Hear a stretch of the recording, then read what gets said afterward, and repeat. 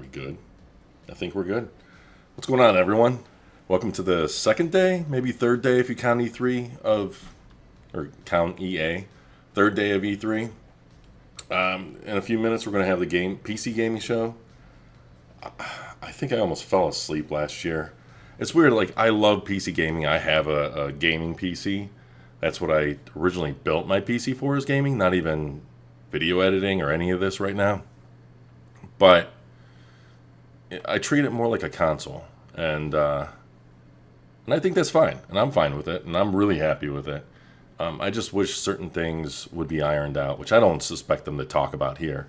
But like HDR just sucks. I've had the worst luck of HDR, and the multiplayer seems like there's more bots and hackers and stuff in some games than on consoles. Plus, I just get schooled with a mouse and keyboard, but I'm still eager to see what they show. Usually it seems like they stick with indie titles and smaller titles, whereas like the big reveals happen during, Sony, Microsoft, or, the individual press conferences like EA, Ubisoft. Still,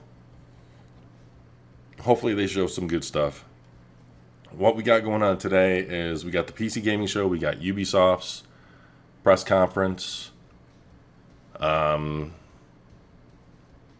might be... Oh, there's also an Inside Xbox, and I don't know if I'm going to stream that. You know what? I just realized I never got a notification for...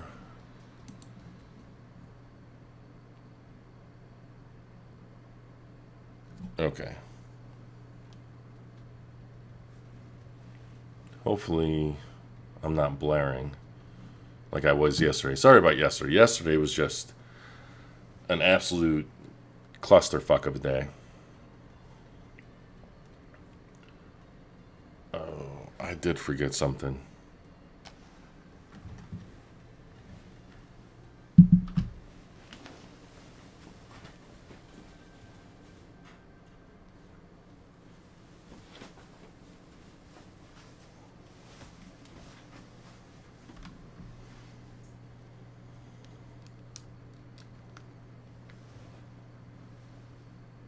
Okay. I gotta turn off my air because I have a vent right above my setup, and I guess I can close it, but it's pretty loud in the background.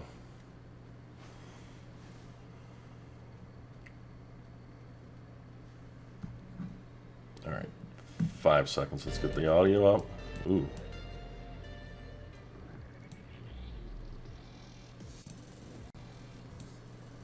This is the PC Gaming Show, a celebration of the most vibrant gaming platform. For the next 2 hours, you'll see all new gameplay footage, trailers, and interviews. Taking the stage... So it is 2 hours. First gameplay footage for Vampire the Masquerade, Bloodlines 2, Borderlands 3, the reveal of Evil Genius 2, Starmancer, Last Oasis, 2 new games from Coffee Stain Studios, Griftlands, Planet Zoo, What's Next for Terraria, Remnant from the Ashes, Mosaic, Warframe, Baldur's Gate 3, Shenmue 3, Yes! the reveal of Unexplored 2, El Hijo, Age of Wonders, Planetfall, and more. And now your PC Gaming Show hosts. Okay, I'm all in. I am Frankie all Lord. in. Good morning, good morning. Man, so this is 2 hours. Ladies and gentlemen, Ubisoft is welcome at to 3, so the we're PC going to have to Gaming switch straight Show! over to that. Yeah, yes. We're so happy you're here today. We have a great show for you lined up. We got 30 games that we're going to be showing off. 30. Some of them will be updates to existing franchises and titles. Others will be exclusive world first looks. Y'all ready? Well, I first want to thank our sponsors for helping make this event possible. Without their support, this event would not happen each year. So thank you so much. Thanks to you for coming out. It's 10 a.m. in Los Angeles. Happy Monday, everyone. Best day of the week. Hello to all of you up in the balcony. And of course, thanks to you tuning in live from all over the internet, YouTube, Twitch, Twitter, Facebook, wherever you're tuning in from, welcome. We're happy to have you. My name is Day9. I'm one of your hosts for this event. Joining me is the fantastic Frankie Ward. Hello, everyone. Now, for you guys at home, for the first time, whatever platform looks you're watching on, like crap. we are going to be pulling your clever comments. Just remember that. I said clever comments from Twitch, Twitter, YouTube, and Facebook throughout the show, making you famous on the internet, on the screen. We're going to be sharing them live. And one of the things we're especially looking for are your questions for the Borderlands 3 team, because Sean, you've got a mission to put their questions to the developers later. That's right. Midway through this show, I'm going to be asking those questions to the creative director of Borderlands 3. Use hashtag PC Gaming Show, and we'll read them live. Until then, let's start the PC Gaming Show with our very first title from UK developer Rebellion. Several years ago, they announced that they were working on the follow-up to Evil Genius, a real-time evil layer simulator. And now, Rebellion is ready to reveal its nefarious vision for the project. So, PC Gaming Show, who's ready to stroke a cat menacingly? Here is the world exclusive reveal for Evil Genius 2 World Domination.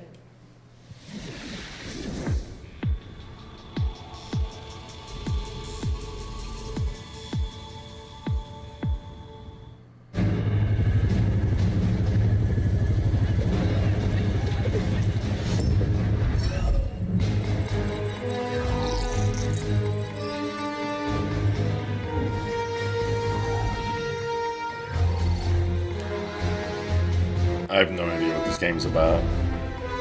Like, is it a base building game?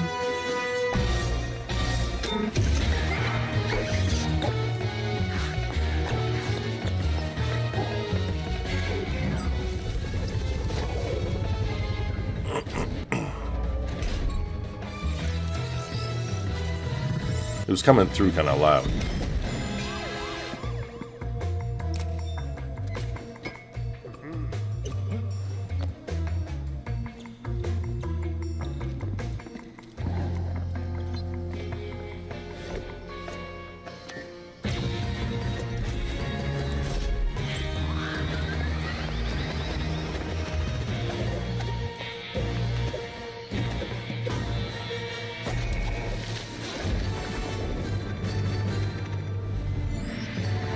So you build bases with traps for other people to get tripped up in, like this multiplayer game.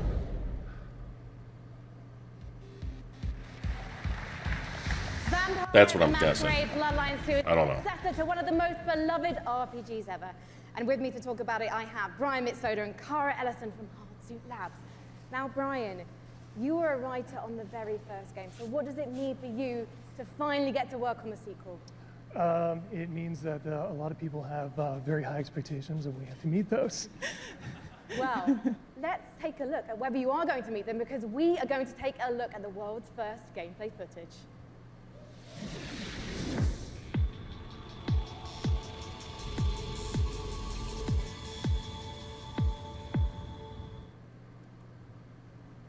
I guess I have to be the one to tell you.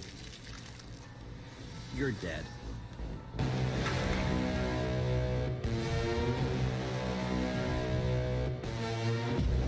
You're obviously new to this whole existence, but truth is, most of you types won't even make it a whole year. We have one rule. You don't break the masquerade.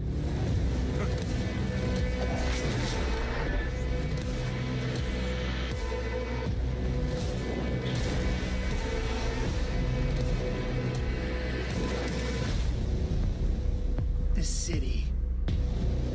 We're all fighting over scraps here. Welcome to the first day of the rest of your death. Having fun yet? God, that looks fucking awesome. I gotta play the first game.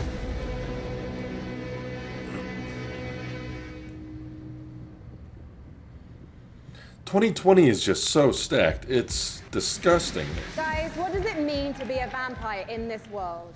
So in the Empire, what it is, it's kind of a darker version of our world, and the vampires kind of need to keep their presence secret from humanity. So the vampires are kind of staying hidden in the shadows while also needing to feed on human beings and kind of manipulating us in order to get blood.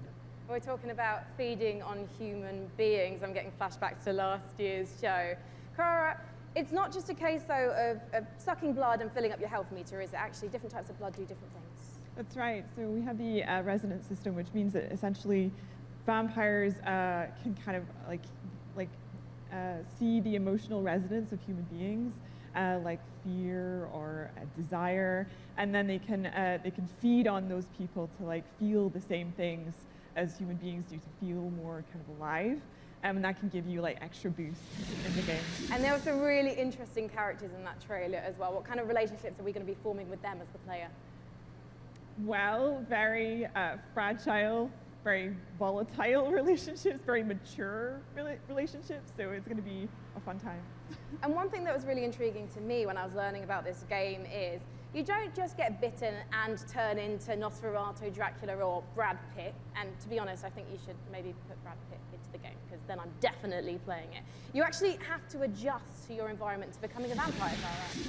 That's right. So essentially, in the game, when you were made as a vampire, sort of very young vampire, a lot of other vampires are made at the same time in this thing called the mass embrace. And that means that essentially they're having a less lucky time than you in the world. You're having a relatively good time compared to them because they don't know what they're doing. They're going through vampire puberty on their own, and you might have a family, you might have, say, a wife and children, and you are morally objecting to drinking blood to survive. And so you might have a less good time, let's say, than the player is having. So you can find them throughout the world as well. And Brian, the first game came out in 2004. You've been waiting 15 years for this. Any pressure? Yeah, tons of pressure. But yeah, we're going to make it work. Well, you know what? I think there are people around the world watching this, and of course the audience here, and they all can't wait to play this game. Can you wait, guys? There you go. So I think you've convinced everyone here now. When are we going to be able to play the game? We're going Q1 next year. Fantastic. When can we learn more? Bloodlines2.com. Thank you so much, Brian and Cara. Good luck. Give it up, guys. So much. Now, have you ever wanted to play Dwarf Fortress in space? Starmancer is a space station sim from Ominux Games and Chucklefish. After a catastrophe on Earth, humanity has launched a desperate attempt to find refuge among the stars. Your task is to manage a colony capable of sustaining life, crafting components, controlling colonists, and sending out crews to mine asteroids. But when you're living in space, there can be big consequences for even the smallest mistakes. Let's take a look at the brand new gameplay for Starmancer.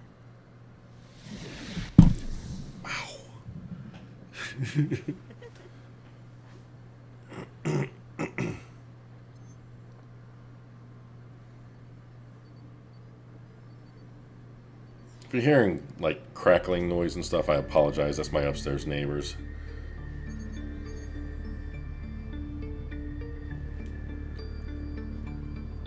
Usually they're not loud. I guess they're doing jumping jacks or something today.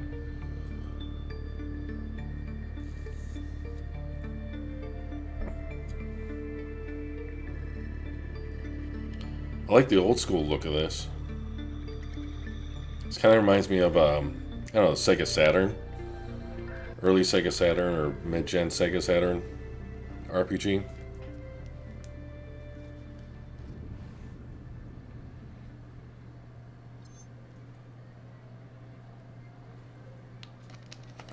Except without the pixelated 3D look.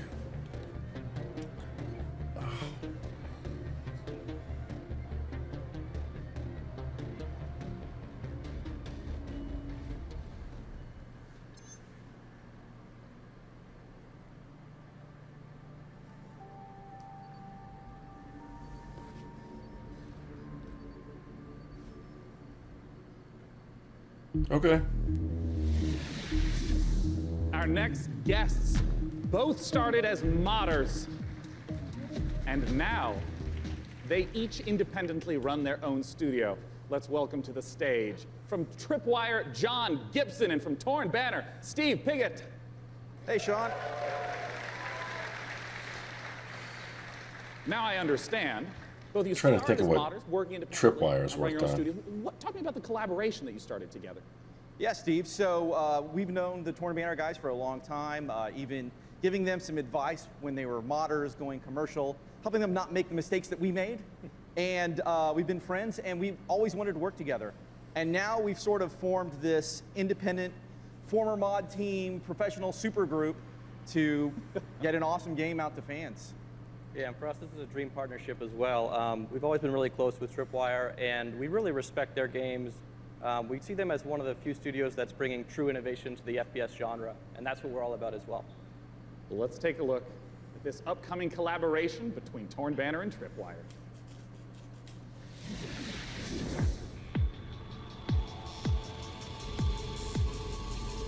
World exclusive.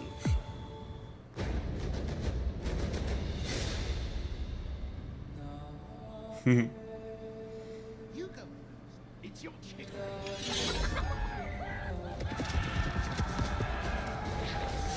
Follow me to battle. This looks good.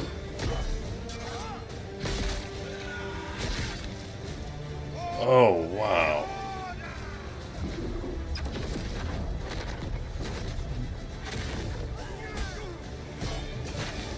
It's like they're taking the, what was it, Kingdom? That Kingdom game. Kingdom Come, Deliverance or something.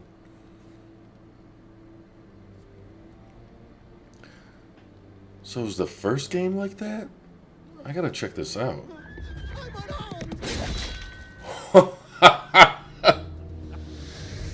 Oh, talk to me about Chivalry 2, Steve. Well, Chivalry 2 is about bringing players into their favorite medieval movie battle scenes. And our flagship game mode, Team Objective, does that by having players complete medieval objectives like sieging castles, raiding villages, and Yeah, you're not just going and standing in an area and then a bar fills up. You're, like you said, burning houses, killing peasants, you know, What? playing as peasants, getting killed. it's really about letting the player experience every iconic moment of the era. And on top of that, this time around, we've increased the player count scale to about 2.5 times what the previous game Yeah. was, the 64 players.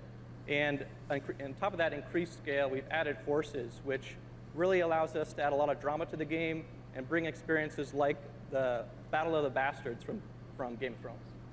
Don't worry, we'll ignore the last season. Just Battle of the Bastards is going to be in the game. Yeah. So I want to ask about the swordplay element to Chivalry 2. I mean, I know it's a really critical element.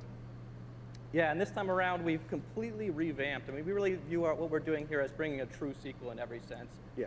We've attempted to completely revamp the combat, movement, and animation systems so that every swing, every action of the combat feels readable and fair, and also has the satisfaction and the weight that you would expect when two medieval knights in full armor are clashing. Yeah, and it's very, very fluid and much more accessible than the previous game. And it's, you know, the pace is so much quicker. It was what I really enjoy when I'm playing it. Yeah, and I wanted to ask about the fluidity, because in a lot of melee combat games, you hit a button and there's like a full animation swing and then you sort of reset. So it's kind of these discrete, chunky times. I understand that in Chivalry 2, the swordplay operates differently than that. Yeah, we kind of think of it like when you're swimming, where you're kind of constantly using both arms at the same time. And Yeah. a core part of our focus this time around has been making it so that players can fight multiple opponents at the same time. Like 1-on-3, 1-on-4 situations. Exactly, because that's fundamentally part of the becoming the ultimate warrior fantasy Right. and achieving glory on the battlefield. Well, I mean, I do have to ask, we're talking about swordplay and mastery, but the original Chivalries, I mean, it's kind of like silly fun. Like, how do you balance the mastery with the fun element? Yeah, our goal has always been to make it so that players can take the game as seriously as they want to and also as silly as they want to. We know that probably about half our audience plays the game drunk, And we love that. At least half. Yeah. That's an important metric to track. And the game has a huge influence from Monty Python as well. I mean, in the over-the-top voiceovers and the role-playing opportunities. I mean, the game is genuinely hilarious. As an example, you can So is feed this a man with a chicken while quoting Shakespeare.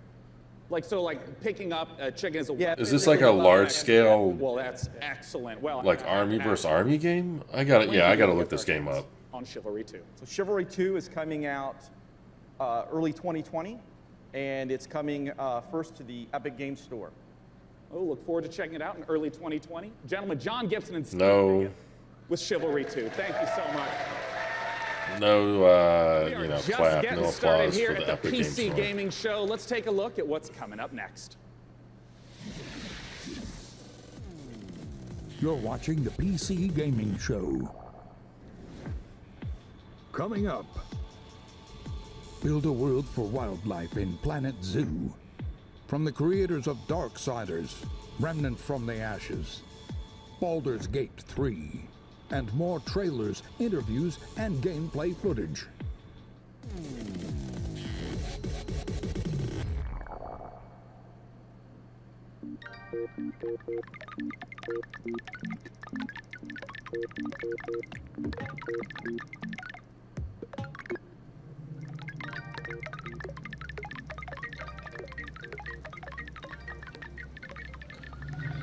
I was gonna say, if this is a mobile game that is sponsoring a PC gaming show,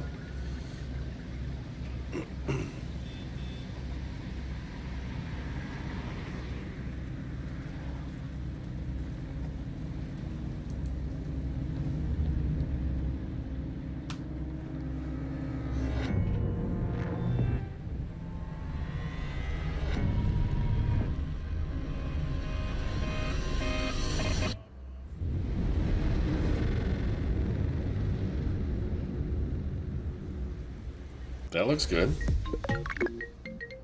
What? That was a brand new trailer for Mosaic, a dark and atmospheric adventure game coming later this year from developer Killbyte and publisher Raw Fury. So how are you guys enjoying it so far?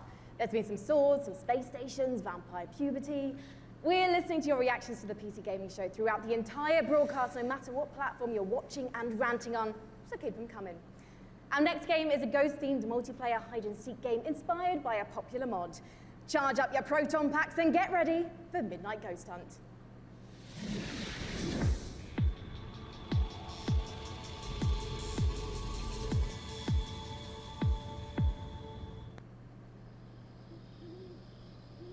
When the night falls, there's only you and me. When the night falls, you can count on me. Darling, if you only knew. So the Ghostbusters, basically? That says PKE meter. Make you feel brand new. So just tell me, where are you?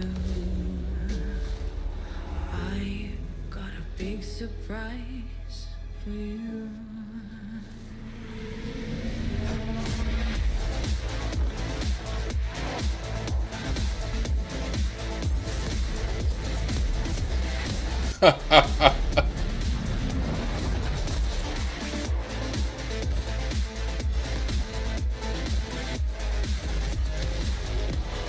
Dude, I got a big surprise. are you guys seeing this? That is awesome. See, I would love for that to come to consoles.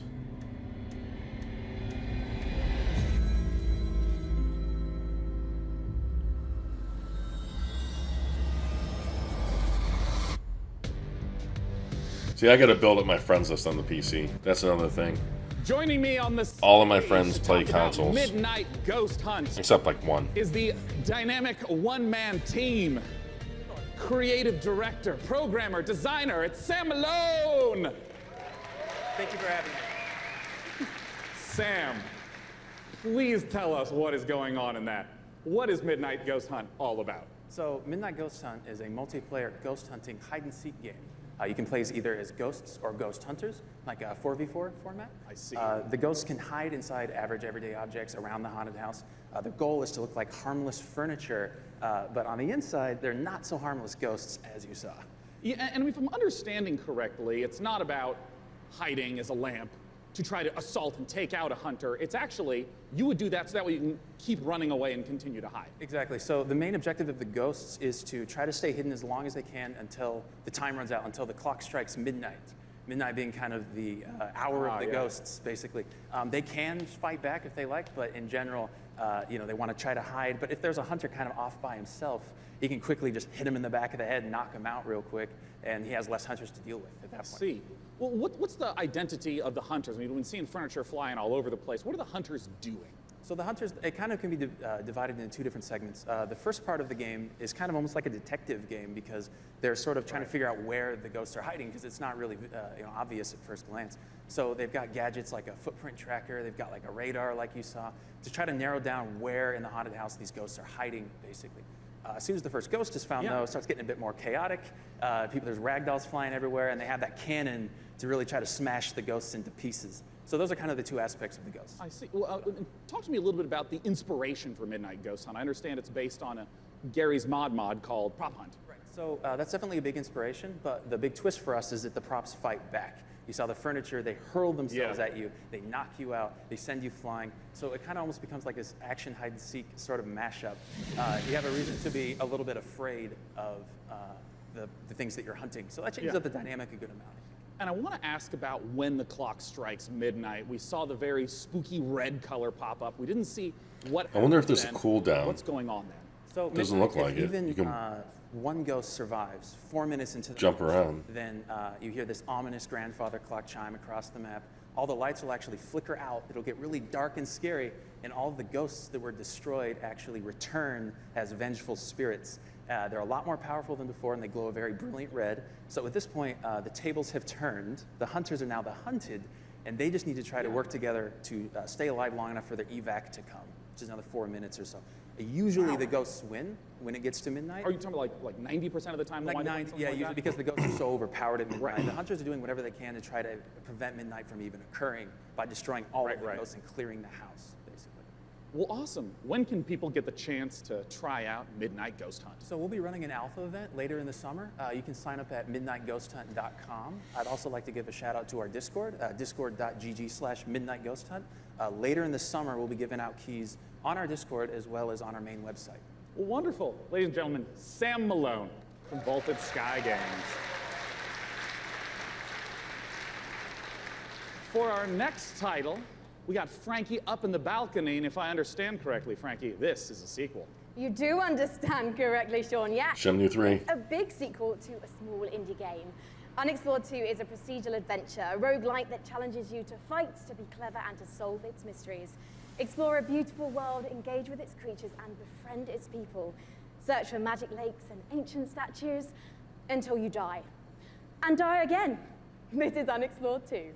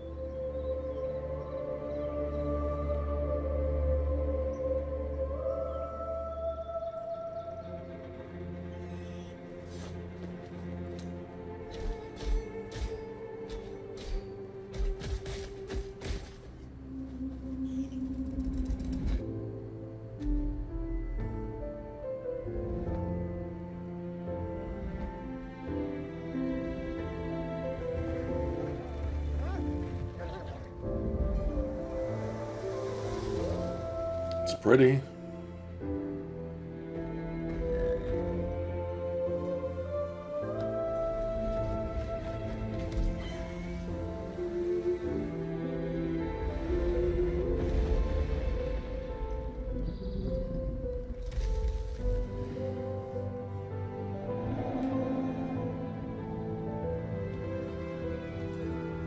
There's a lot of variety in the environments, at least.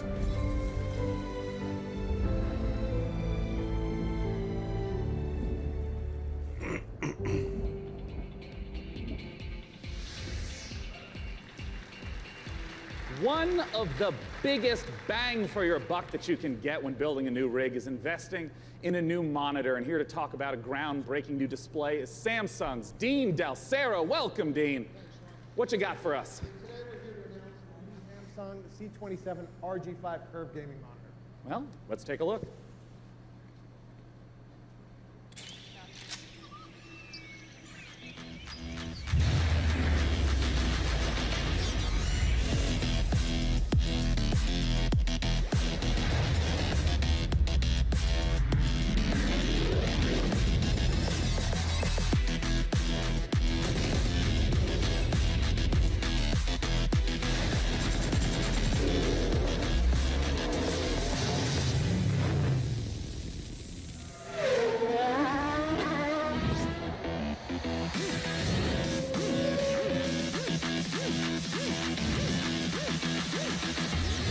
This thing's gonna cost $1,000 or no, $500.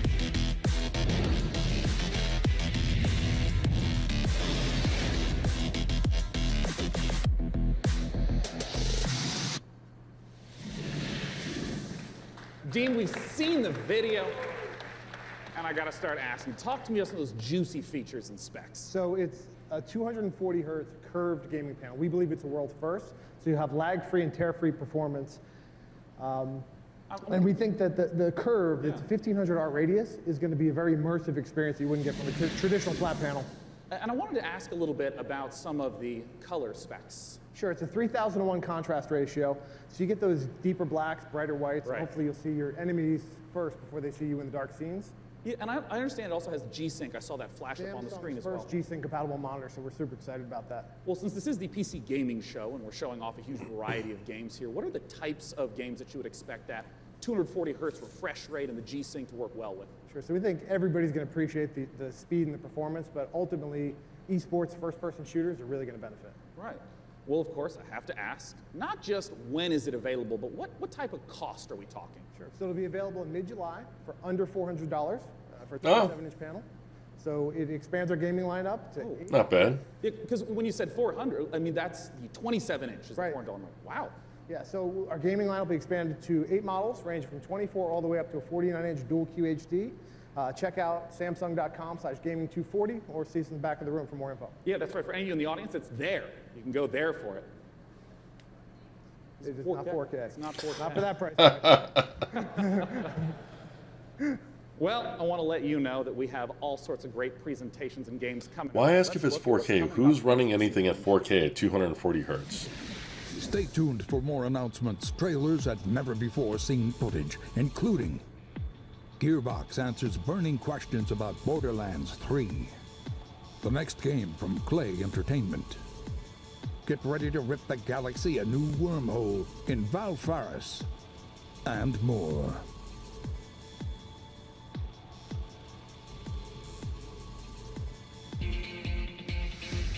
And now the PC Gaming Show presents What's Next from Funcom.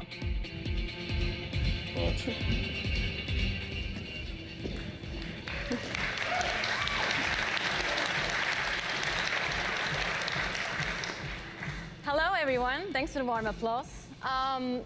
It's very exciting for all of us at Funcom to be here at the PC Gaming Show for the very first time ever. And naturally, we would like to show some of the cool stuff that we've been working on. So without further ado, here are some of the games coming for 2019.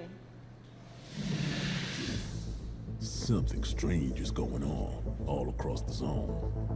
I don't fear nothing until now. Okay, it's an expansion. I thought this already came out.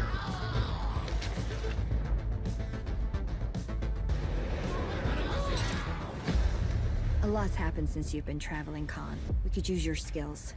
Stalkers got each other's backs, right? What happens to you? Oh, that's right. There's animals. I don't know why I thought this dude just was wearing a moose helmet or something. Wave approaching.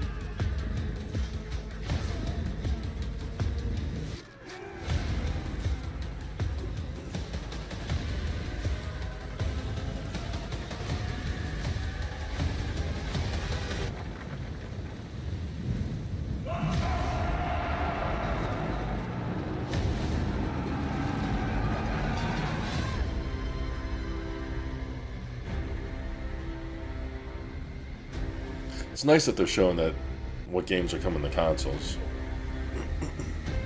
Usually for like an exclusive conference, it only highlights it coming to that platform that it's talking about.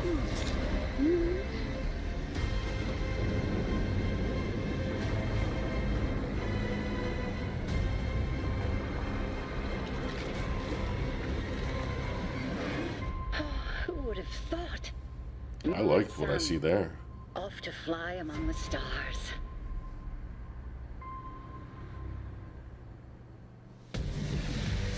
Please welcome to the stage, founder and director of Mighty Kingdom, Philip Mays.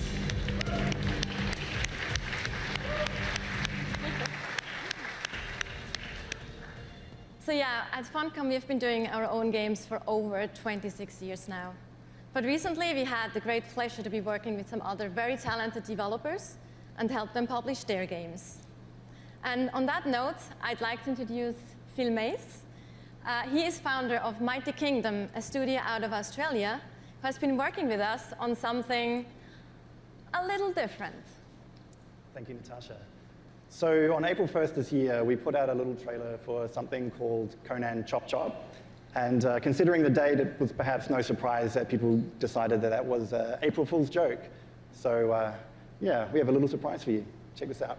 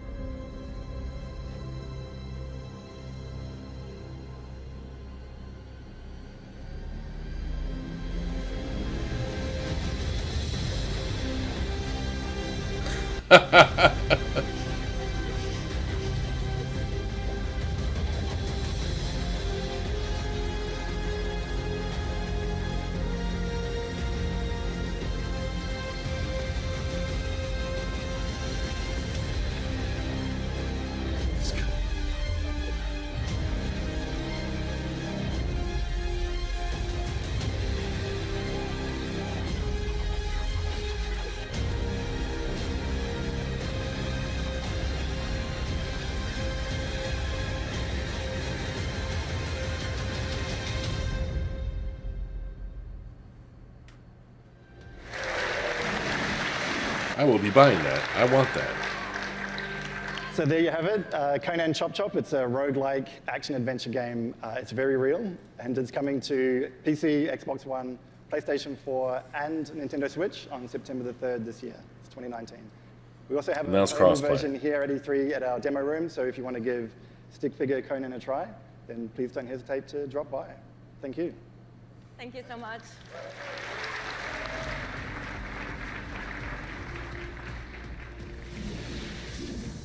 Last Oasis is a nomadic survival game set in a post-apocalyptic future where the Earth has stopped rotating. The last humans need to outrun the blazing sun in massive open-world environments. Good times. But cheer up, sunshine. This is one of the most original-looking multiplayers we've seen, with interesting ideas underneath, a player-driven economy, and some truly incredible death machines. Coming to early access on Steam on July 15th, let's take a trip to the Last Oasis.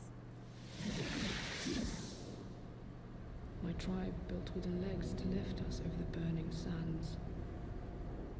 We must move forward, or die beneath the sun.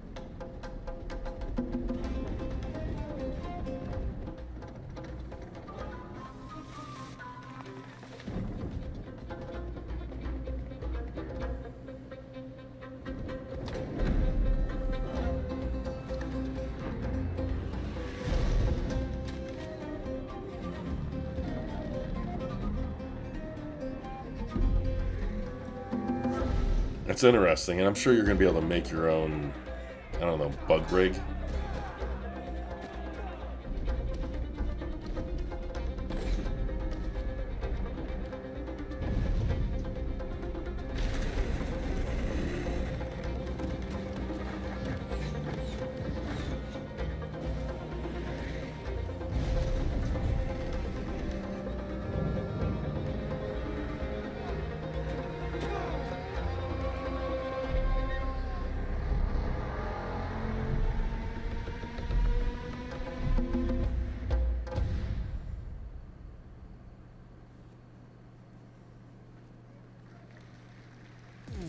That looks good. I'm guessing it's PC only.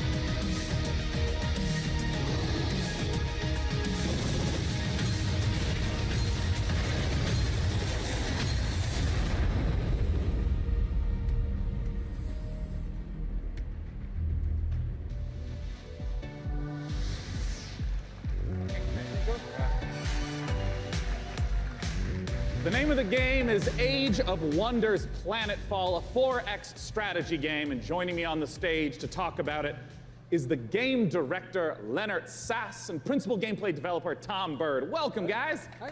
Good to be here. Thanks. So, Leonard, just give us the gist of what Age of Wonders Planetfall is all about.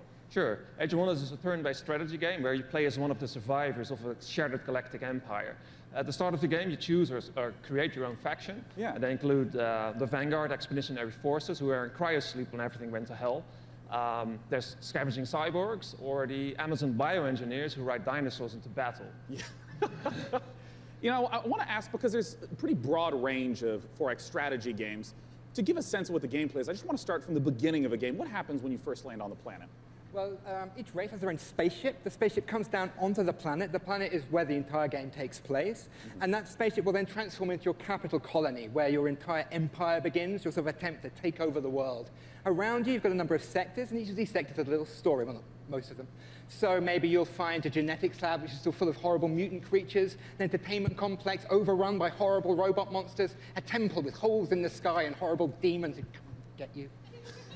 So there's horrible things everywhere. And I did see in the trailer dinosaurs with lasers, correct? Dinosaurs with lasers. Perfect. Well, I like the dinosaurs with lasers. Sorry, no cats with lasers.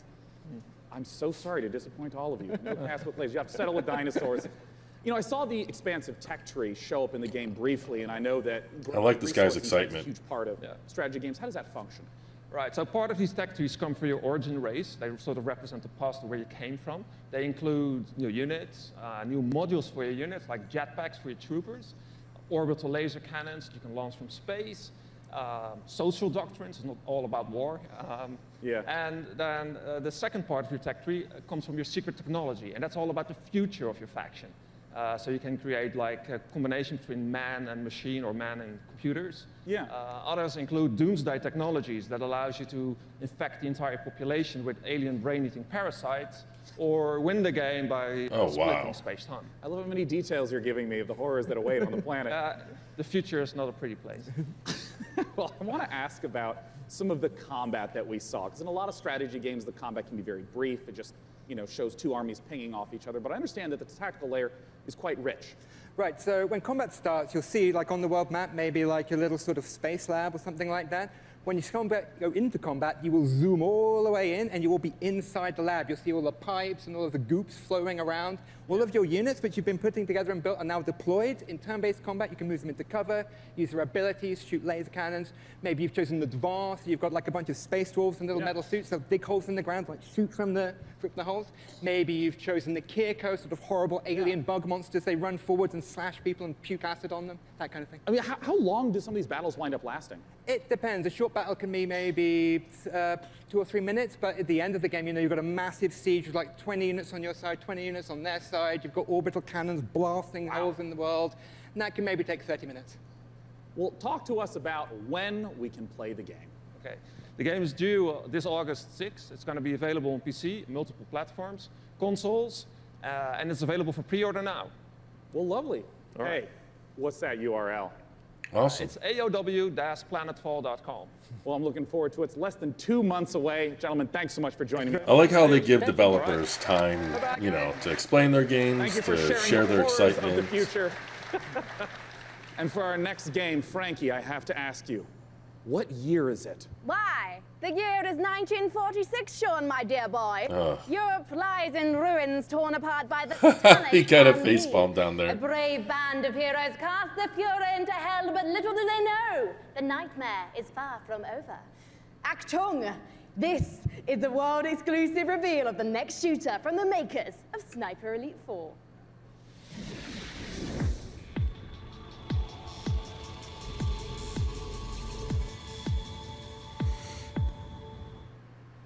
Rated M for mature.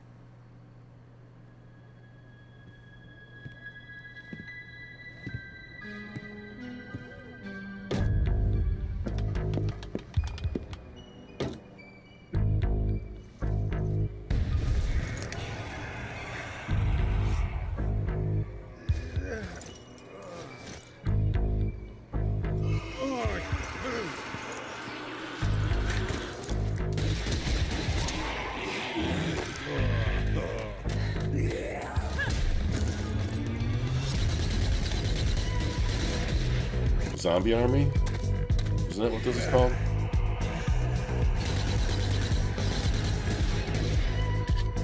Keep up.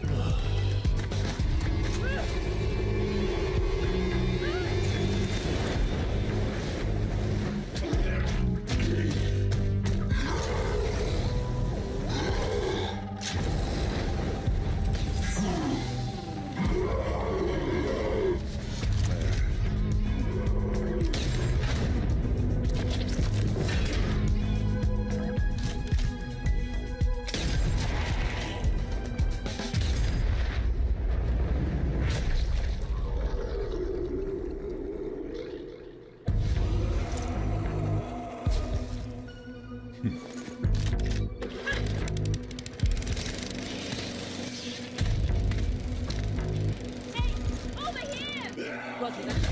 Just die. Come on, let's go.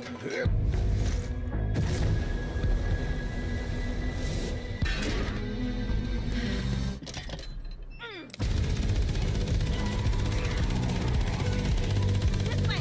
Come on.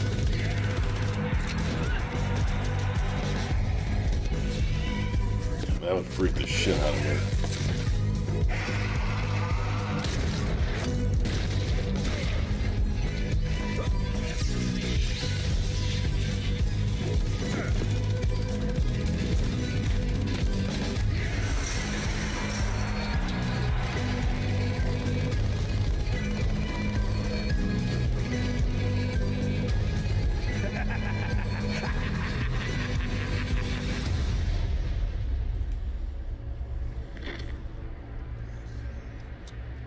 Yeah, Rebellion. That's who I thought made this. Later on the PC Gaming Show. A love letter to classic JRPGs. What's next for Warframe? A surreal noir adventure set before, during, and after the Big Bang. Baldur's Gate 3, and more.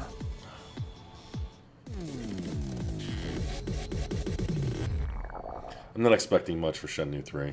I mean, it's going to be great to see anything, but For nearly 100 years, they just the aren't really highlighting it. ravaged the earth. An unending assault without reason. We are victims to a hatred that we do not understand. This evil will consume our world and the countless worlds beyond.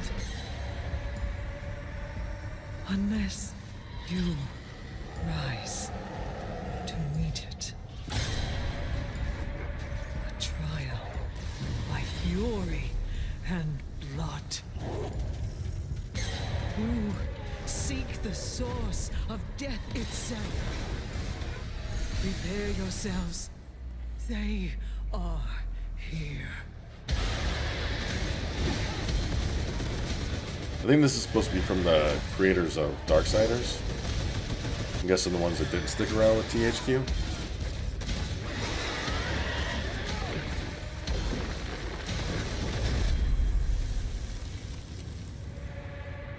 That looks really good.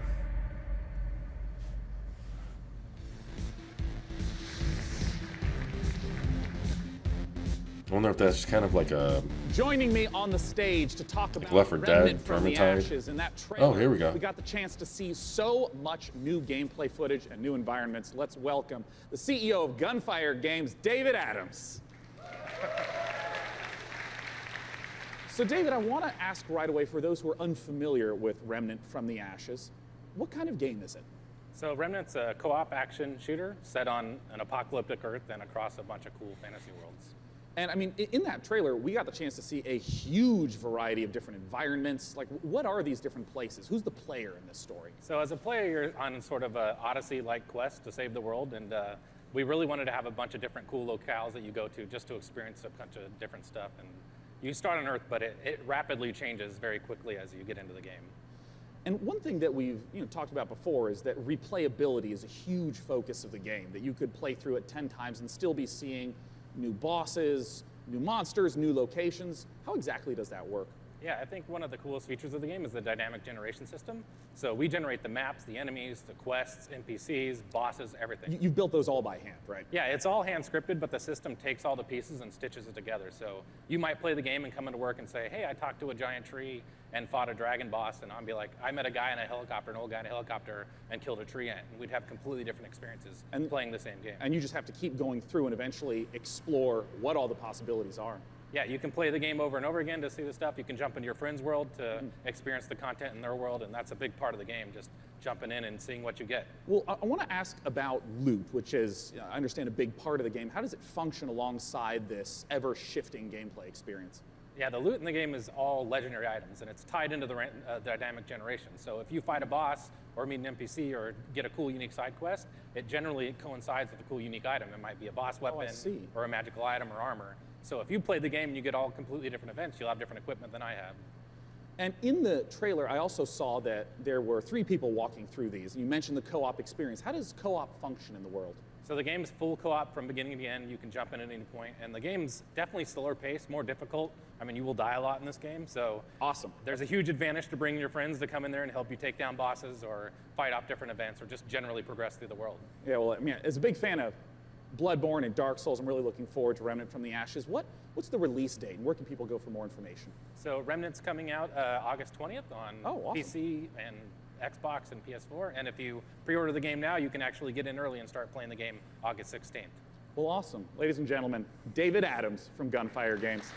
Thanks so much for talking to us about Remnant. And as we mentioned earlier, keep those questions coming. I'm really liking the vast majority of the games they're creative showing. director of Borderlands 3, everything you want to know. Doesn't matter what platform you're on, just use hashtag PC Gaming Show. And until that time, let's talk about our next title. This one was announced 2 years ago at the PC Gaming Show here. It's a game from Clay Entertainment called Griftlands. It's changed quite a bit in the last 2 years. It's now a deck-building roguelike where you don't just fight, but you also negotiate your way through a broken-down sci-fi world. It's going to be available on the Epic Game Store in one short month on July 11th in alpha. Let's take a look at some of the footage of what you'll be playing. So Epic Store has like early access?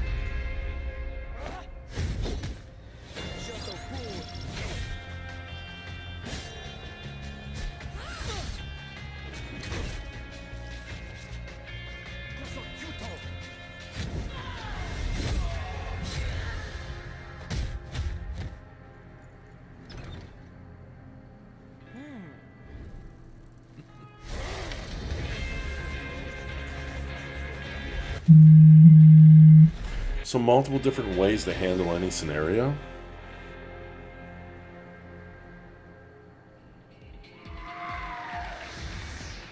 Planet Zoo is the latest game from the makers of the brilliant Planet Coaster. Please welcome Piers Jackson and Lisa Bowens from Frontier Developments. Now, Piers, what kind of zoo are we going to be running here? So Planet Zoo is a new management sim game from us. It involves you building and looking after a modern zoo, and you get to look after the most authentic animals we believe you've ever seen in a video game. Each of our animals are unique. They have their own needs, their own desires, and their own behaviours. They interact with each other and react with the world that you build around them. And today, for the very first time, we're really excited to show everyone here our gameplay video and to announce our launch date. Oh, fantastic. Let's buy the world's largest family pass and take a look inside.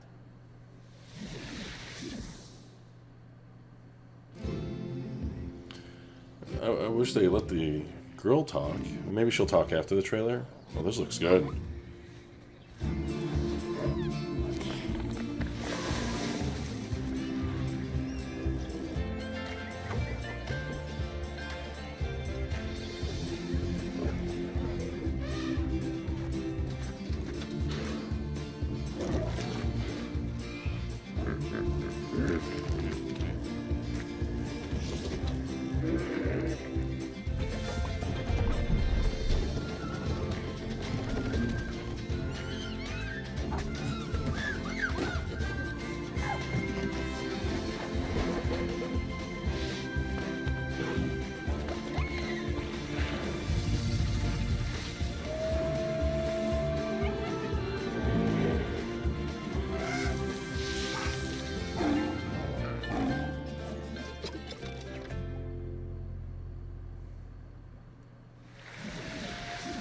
Lisa, I love some of the animal shenanigans here.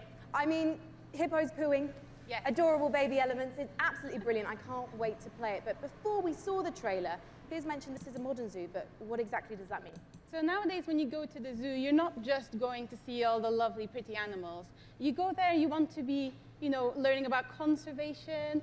You want to learn about the research that they're doing. You want to be educated. And these are all things that you're going to be able to do in Planet Zoo. And these ideas of the modern zoo is really what we take to heart. And we're going to be promoting, the health and the welfare of your animals as the most important thing. That's awesome. And Piers, when can we see more gameplay, and when are we going to be able to get our hands on it ourselves? So we're obviously demoing the game all this week at E3, but most people aren't going to be able to see that. So we've recorded our presentation. Lisa's done a fantastic voiceover for it, and we'll be releasing that onto Frontier's YouTube channel. That goes live this Friday at 11 a.m. Pacific time. Well, fantastic. I cannot wait to watch. Thank you so much for joining us, Piers and Lisa, everyone. Next up, we have a very special guest all the way from Japan. Oh, is this Shenmue 3? Please welcome to the stage gaming industry legend and Shenmue creator. Yes! Suzuki. That is right. Ladies and gentlemen, joining me on the stage is a legend of Japanese game development. It's Mr. Yu Suzuki. Hello, everyone.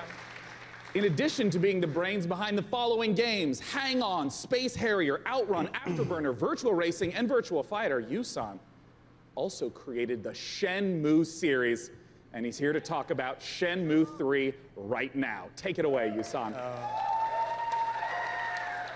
この場に立てて光栄です。I am so honored to be here standing on the stage today. それと20年支えてくれたファンの皆さん、ありがとう。I just want to say thank you to all the fans supporting me for the long 20 years. Thank you very much.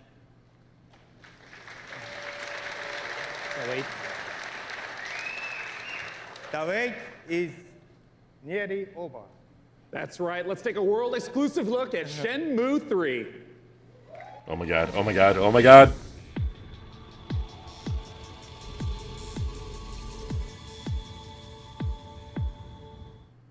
Honestly, I don't think your kung fu is strong enough. Grandmaster, I...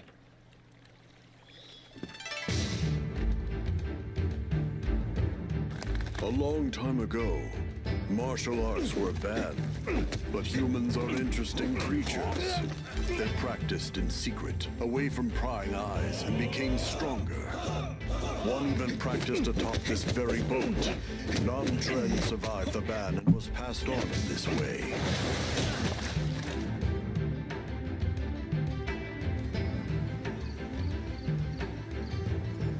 It looks so good. What did you say to me? Stop it.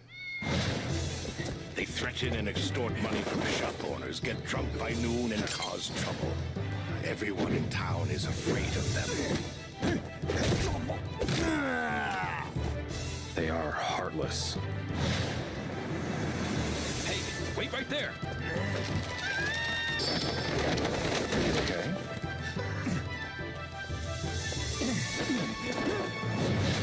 You know those are The QTEs. Japanese guy who got in our way! You've got some guts to barge in here on your own. Oh no, come on, show us more, show us more.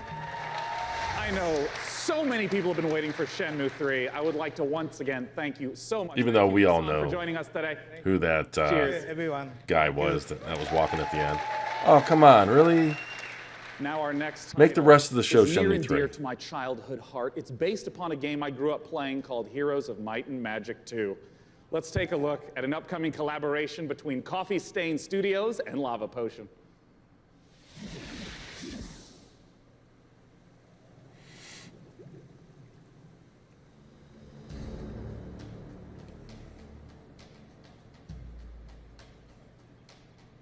That is really, really pixelated. I mean, It is who we are, in dead or in living, it's near and it's far, in human and beasts of the land. It flows through the forests, it breathes the sand. the audio mixing in this is horrible. Lightning and thunder and crackling waste, a land torn asunder by night and by day. The Empress eternal with death and decay, to march upon cities with frost and with fade. They gather the wielders and build mighty walls, resisting, revolting, their harvest will fall. So wield all the power of those you command, and draw out their essence you hold in your hand. Unleashed on them all, so in these final hours, we'll raise every bill to take back what was ours.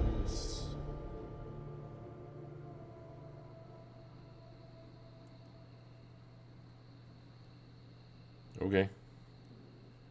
Looks cool. I like the art style.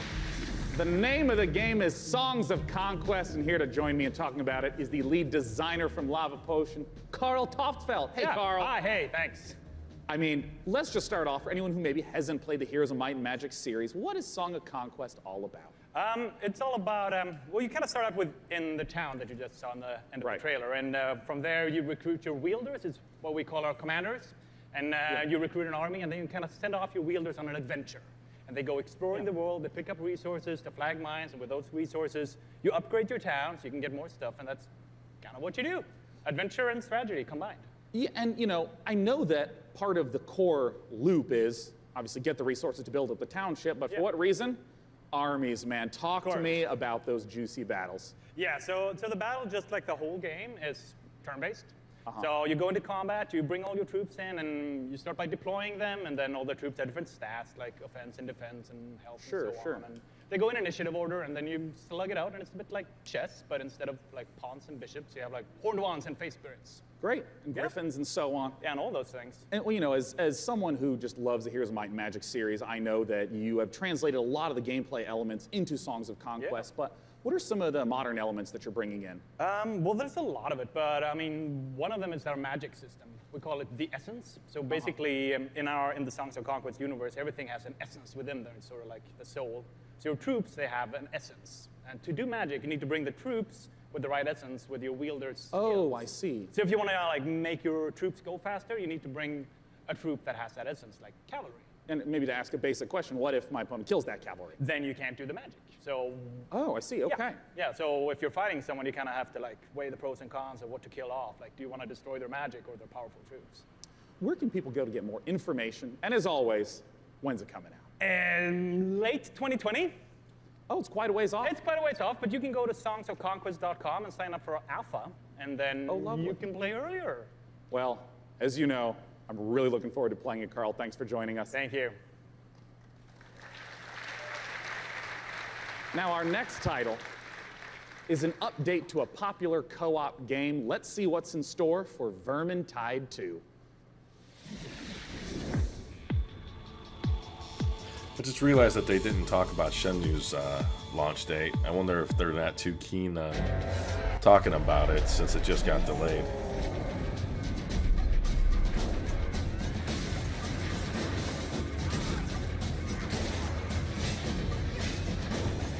I always had fun in this game. I don't know why I haven't played more.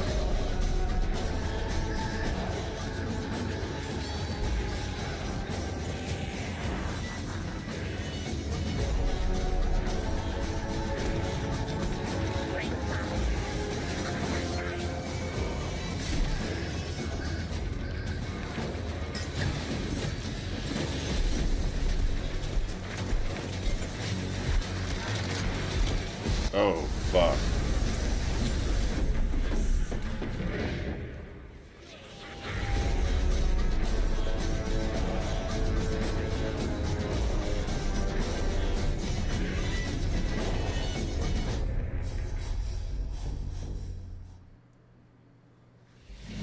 You just saw the reveal of the new PvP mode coming to Vermintide 2, which turns the Warhammer Fantasy cooperative game into something even more brutally competitive. It looks deliciously vile, and surely dismembering Skaven is so much more satisfying when you know you're going ham on a fellow player, making him or her cry little baby rat tears behind their computer screen. You can sign up now for the Vermintide 2 Versus beta at vermintide2.com/versus. In Per Aspera, you're an artificial consciousness orbiting Mars, whose ultimate purpose is to terraform the planet, starting from a single drone in your landing site and turning the planet into a flourishing second home for humanity. Courtesy of developer Talon Industries and publisher Raw Fury, here's a first ever look at Per Aspera. See all these sign-ups at websites and stores and betas Reaching the Red Planet was not that you get all these humanity's different greatest ways.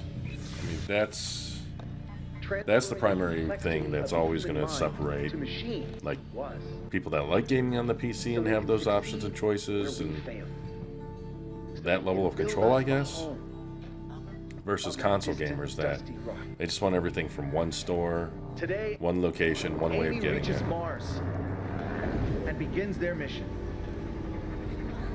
Amy, are you with us?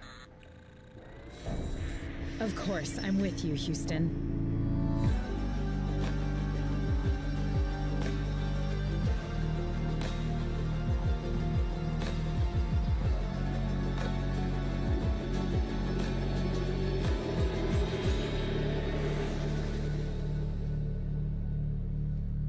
So can you zoom in? Like, can you play In the Assassin's Creed universe, our next in that guest zoomed sent in players level, back but that in you can time to also zoom rewrite out? history. But for his debut project with indie studio Panache Digital Games, he's going to take us back 10 million years to where humanity began. Here to tell us all about ancestors is creative director and co-founder Patrice Desilets. Welcome, Patrice.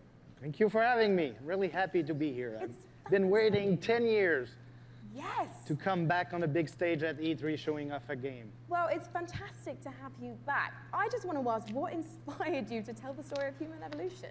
Well, when I started Panache, I needed a game, an open world game in which you can do a lot of things. You need a character in a 3D environment at first.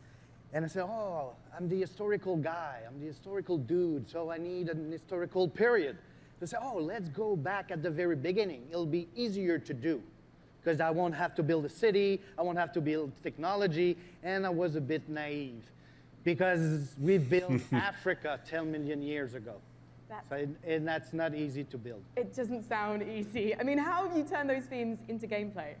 Well, you play our last common ancestor, right, of all the big apes, and then you have to explore your environment, and eventually you expand your territory, you expand your clan, because you're not playing that one badass character. You play a group of badass character. And eventually you evolve into different species up until Lucy the Australopithecus roughly 2 million years ago. I imagine our ancestors had a lot more issues to deal with than we do today. There's going to be a lot more dangers in this world, so tell me a bit more about those. Well, it's all about from a prey to a predator. Basically, at the beginning of the game, everybody's there to kill you and devour you. And basically, at the end, it's pretty much you. You're the predator, and everybody's afraid of you. And that's the idea of Ancestors, the Humankind Odyssey. So, Patrice, ultimately, what is the key to evolving your clan successfully? Curiosity. You need to explore, because, you know, I made a game about characters and you needed to follow the story I wrote for you. This time, you're basically writing the story, right? There's no story per se inside. It's not about going and see mission givers. It's not about looking at the mini-maps and the little dots. It's about you, hey, Homo sapiens. Can you survive like our ancestors did? And that's the question I'm asking the players. It'll be for you to answer that question August 27th. Well, I was going on PC first. I was going to ask you when we can see it, and you answered my question first. Thank you so much, getting Patrice. good at this. As Patrice said, Ancestors will be released August 27th, and you can learn more at AncestorsGame.com. Thank you.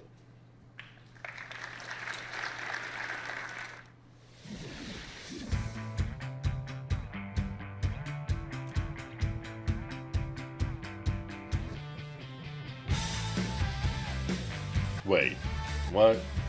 I hope this isn't exclusive.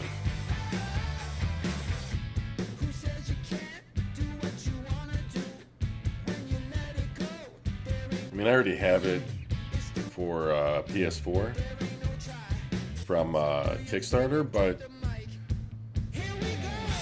I was thinking about buying it again on the PC.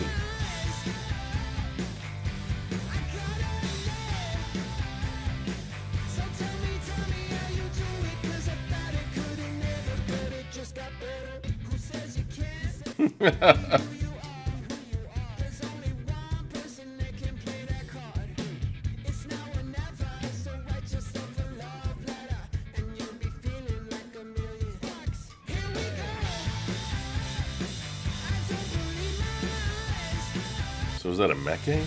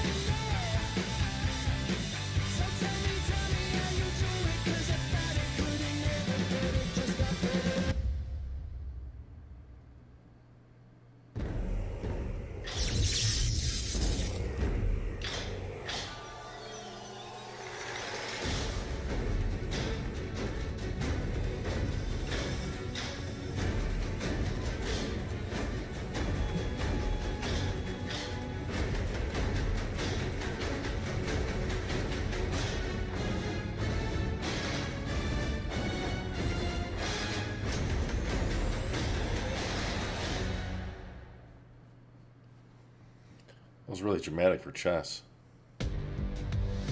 Please welcome to the stage Loring Lee, founder and CEO of Dragon Nest. Indeed, Auto Chess has turned out to be a sensation, with hundreds of thousands, millions of players getting a taste of it. And here to talk about its coming to PC is Loring Lee. Take it away, Loring. Yeah. Hello, everyone. I'm Loring Lee. Yeah. Hello. Hello. Yeah. I'm the CEO and founder of Dragon's Game. Dragon's Game is a game developer and publisher, comes from China. I'm so happy to be here today on this stage to introduce our game, Auto Chess, to all of you. This is really an exciting moment for us. As the trailer says, this is a real engaging game of Auto Chess. Dragon's now is working with the creator of Auto Chess, Jodo Studio. We are working together to bring Auto Chess to our world, both on PC and mobile. so that everyone from anywhere with any device can enjoy the same fun of auto chess. Now we are building the PC version by using the gaming engine of Unreal Engine 4. As everyone knows, Unreal Engine is one of the best gaming engines of the world. With the help of Epic Games and by the power of Unreal, I believe we can finish our job quickly and efficiently. And today, I'm very glad to announce the PC version of Auto Chess will be coming to the Epic Games Store. I look forward to all of you playing Auto Chess on PC later this year. Okay, thank you everyone. Thank you, Loring Lee. Yeah, cool. Thank you. Thanks so much for sharing the news with us. Once again, Auto Chess, if you have not played it, you must check it out. It is so fun. Our next title with Frankie up above, I understand is an inspired indie game. We'll find out, Sean, because one of the things we love about PC gaming is the way that game creators from all over the world can draw inspiration from one another's work. Cris Tales is a great example of that, a gorgeous indie love letter to classic JRPGs developed by a team in Colombia. Cris Tales' spin on the genre brings a unique perspective that lets you see the past, present, and future on one screen at the same time. So you'll see the future change based on your decisions in real time. Here's the world-exclusive reveal of Cris Tales. That's interesting.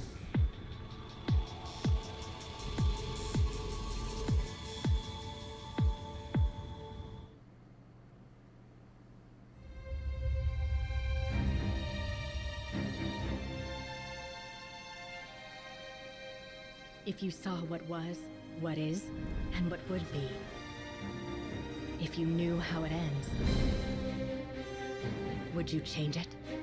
Could you make the hard decisions? And would you be strong enough to fight?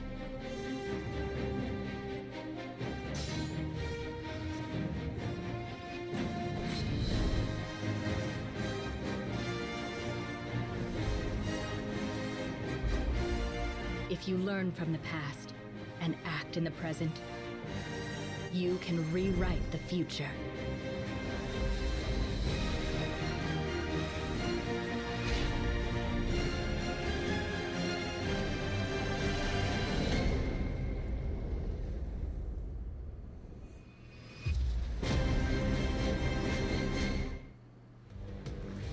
Okay, I'll be downloading that. What the In fuck? PC gaming, it's not the size of your weapon, it's how you use it. And I'm holding one of the, well, quite frankly, it's a bit average, isn't it? It's just your average, Glock, really. No, it's one of the ridiculous alien weapons from our next game, Valfaris. A brutal, heavy metal-infused 2G action platformer inspired by true old-school classics like Contra and Turrican. Assuming the role of fearless warrior Therium, players must blast and slash their way through the doomed citadel of Valfaris, overcoming its deadly environments and enemies before challenging the arcane evil at its very heart. Get ready to rip the galaxy a new wormhole. From publisher Big Sugar, this is Valfaris.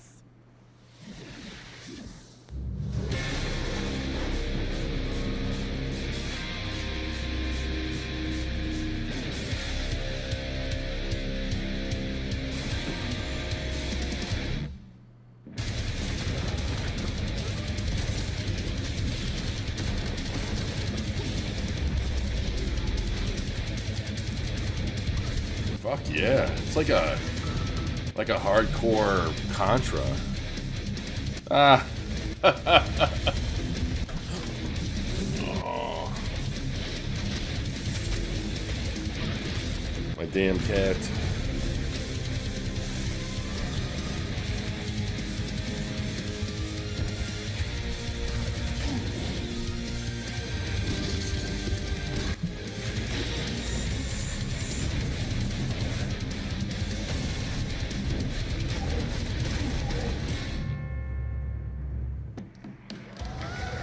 Just incredible action in the Valfaris trailer. I'm very excited for our next guest. In case you have not been in downtown LA, E3 is covered with Borderlands 3 art. It's amazing, it's beautiful. And joining me is the amazing and beautiful Paul Sage, creative director of Borderlands 3. Beautiful's the new one, thanks. Yeah, there you go, Paul. Welcome. I mean, there's been so much hype around Borderlands 3. What's the stuff you're really excited to be sharing this year at E3? Oh man, so we've talked about our Vault Hunters. Well, this time we get to talk about Mose, and she is our gunner Vault Hunter, so she has a big mech, so it's one of the things. All about loot. We're talking about, the different loot, such as shields, grenades, those things, going to different planets, so a lot of stuff to talk about. Well, I want to start right off with Mose. Tell us everything you can about her. Okay, yes, I'll tell you everything I can. So Mose, again, like I said, she's a mech pilot. She has this big mech, it's called Iron Bear. She gets into Iron Bear. Yeah. We have multiple action skills, which means that she can equip either a minigun or a railgun or a flamethrower, if you want to barbecue your enemies, something like that. Oh, so, nice. Mix and match. Yeah, Mose is a terrifically fun character for us right now. Now, we've been excited to be collating a whole bunch of community questions. We're going to break them into two categories. First, there's a whole bunch of repeat questions that I want to make sure we get to right now. One of the big categories is about loot, because you've mentioned having a billion guns earlier, but what can you tell us about some of the other gear, the other progression systems in the game? Yeah, so let's talk about grenades, like one of my favorite things that we don't get to talk about a lot. So in the past, we've had grenades that they've had like one thing, they can bounce, they can stick to different things, Yeah. This time we're combining like all of those things. So for instance, the other day I was playing and I threw a grenade and that grenade had a bounce, it would stick, an explosion would come out, and the grenade would fire guns as it was going through, right? So we have like a ton of different grenades that are in there. What's going on? What? Shield where if you duck, that shield will extend out in front of you, so just tons of different things that we have with our characters. Class mods are unique, and that they give you skills this time as well as enhancing the skills you currently have. I also remember earlier you mentioned about artifacts. What are those? So artifacts are, we've kind of concentrated on like, hey, does the game feel fluid? Can I, slide into things? Can I jump? Can I mantle? Right. So when we were playing with that, we slid into a barrel, right? And the barrel exploded, and we're like, well, that's kind of fun. Yeah. So why don't we do something like that? So our artifacts actually add certain things to movement. So for instance, you can slide faster. You can slide, and every time you slide, there's an explosion. We have something we call. What is going on here? Damn it, YouTube. Second category of questions unrelated to loot. Well, there's going to be a single-player campaign. What's going to be happening after the campaign? What are some of the beyond the single player, maybe end game content that you can talk about? All right, in-game content. Okay, well, it's E3, so I give a little bit. So we have this thing what we call the Guardian system. So for those people who played Borderlands before, you might remember Badass Ranks. Badass Ranks, you can get, is basically kind of an infinite progression system that added to your stats. Yeah. We doubled down on that. We have what we call Guardian Rank. And Guardian Rank not only has that infinite progression, but it has skills and different skins that you can open up as you go through. And the cool thing about that is like every character that you play on that account gets the benefits of Guardian Rank. Oh, interesting. All right, last category we're going to go through, and then we're going to hit some rapid fire questions. How do the boss fights in Borderlands 3 compare to Borderlands 1 and 2? I know those were big aspects. How do you build upon that? Right, so I think of a boss fight, like I'm an old school Nintendo fan, right? So I love huge boss fights that have like three phases and stuff like that. So now those people, smart people in the audience know that we've talked about going to vaults instead of vault, right? And so there are different like huge boss encounters there that are just, multi-phase boss encounters. We have like a lot of different mini bosses throughout the game. So a lot of different Hopefully it's better than the boss at the end of the ask some really first quick game. questions That that vault should boss be yes or no, very brief. Stupid. First from Castore, how will you be handling multiplayer? Multiplayer, we will basically be allowing anybody to jump in at any time. So awesome. From MHL Animations, can I pet the gun? Great question. I'm not here to judge what you do with your gun, so that's a personal question. All right, great. Sam Wiseman asks, is Maya's new Crossplay. companion a siren? People are asking the right questions. That's what I will say about that. Oh, you tease. Sorry. All right, from Ironic Sanguine says, is Tiny Tina going to be seen fighting alongside the Vault Hunters? Yes. Nice. All right, I'm just going to blast through a couple more as fast as I possibly can. What's the level cap at launch? 50. Will we get to see Flak? Yes. Will we see golden keys and or shift codes for Borderlands 3? Absolutely. Will there be duels?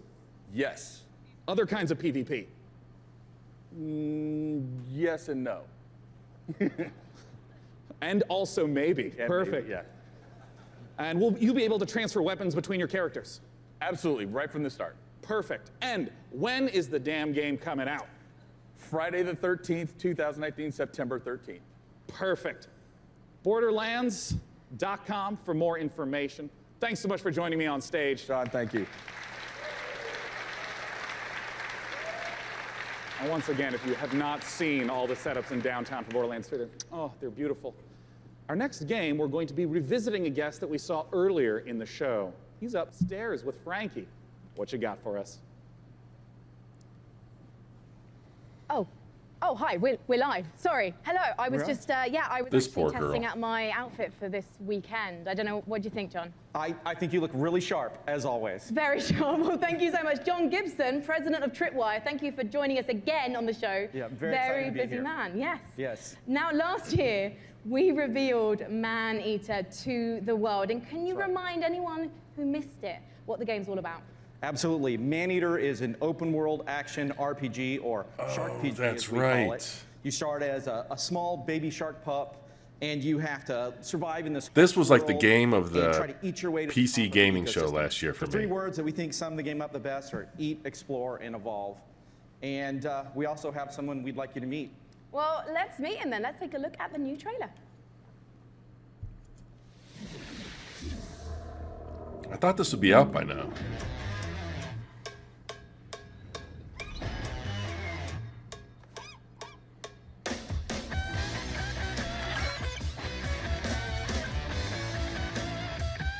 That's not weird.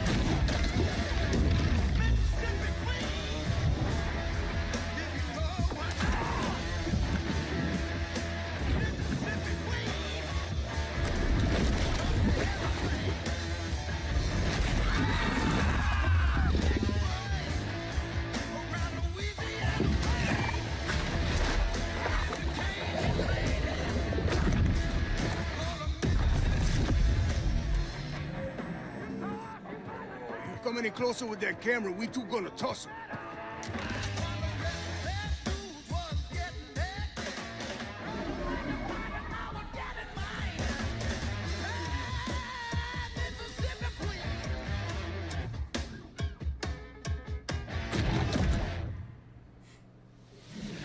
John, who was that appallingly dressed fisherman in the trailer? Because quite frankly, not even I would eat him. That was Scaly Pete. And Scaly Pete's the villain in this tale. Pete is, Press F to is our respect the best shark. fisherman in the Gulf, the best shark fisherman, or he'll tell you he's the best shark fisherman. And he disfigures our baby shark at the beginning of the game and does some really nasty things. So he's not a very nice guy. And now the story of Man-Eater is told through the lens of a reality show called Shark Hunters versus Man-Eaters. And it follows Pete and the player shark on its adventures. And you know, it's a really, you know, it's a very exciting way to tell. Show gameplay. And based on that, Last year they showed to be honest, gameplay. John, it looks like your main goal of the shark is to just bite everything. Yeah, there is an awful lot of man-eating going on in this game. That is the name of the game. And but we'd like to think of Oh, here we go. Shark-tastic fun action game. It's like GTA if you were a shark. But there's there is more to the game than just eating. So we spent a lot of time moving through the water, breaching out, and adding abilities to go up on the beach for an afternoon snack. There's a lot of exciting things that you can do in the game.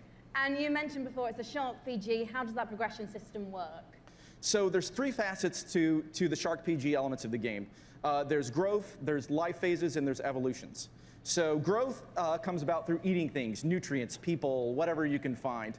And that's kind of like your XP in the game. That allows you to level up, your shark will grow a little bit, you'll get more powerful. And then at key phases that we call life phases, you'll make a big jump. So let's say you're a brooding teenage shark and you're about to become an adult. When you become an adult, you take a big leap in size, a big leap in power and capability. And then as you reach these life phases, you unlock evolutions that can be applied to parts of the shark's body. For example, you could get metallic teeth that allow you to shred boats, or a powerful tail that allows you to jump to incredible heights, or you could get mutated lungs that allow you to spend a little more time on the beach getting those afternoon snacks. Just really quickly, John, everyone's wanting to know this question. When's it coming out? So we're really hard hammerheading away at this game and trying to make it the most awesome shark RPG ever. We're not ready to announce a date, but we're pretty certain you're going to see it before the next PC gaming show. Well, I hope we do, John. Otherwise, I'm going to have to start biting people. In fact, I'm quite hungry at the moment, so I think. So the first half of 2020 you guys look tasty, is the So I'll latest. see you in a bit. I'm just going to have a snack. Thank you, John. Thank you.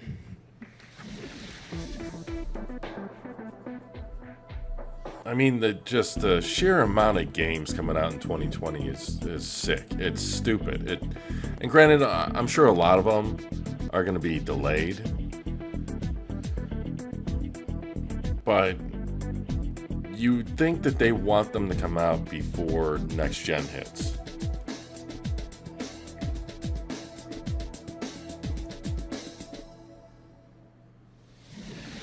Because a last gen game, unless it's a cross-gen game, might get lost. About being sponsored by iWin for the PC Gaming Show is that I get to sit for this next segment and talk to you about Terraria.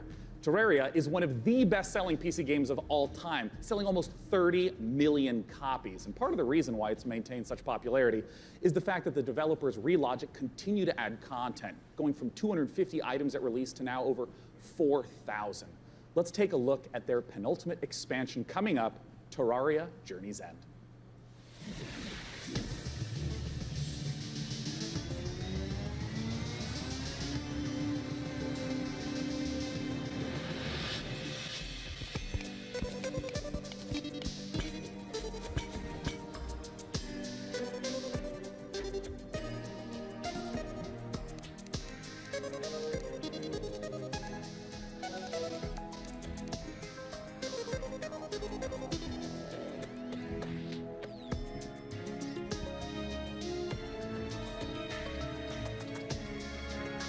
This game never grabbed me. I know it's really popular. I'm sure it's really good, but I don't know.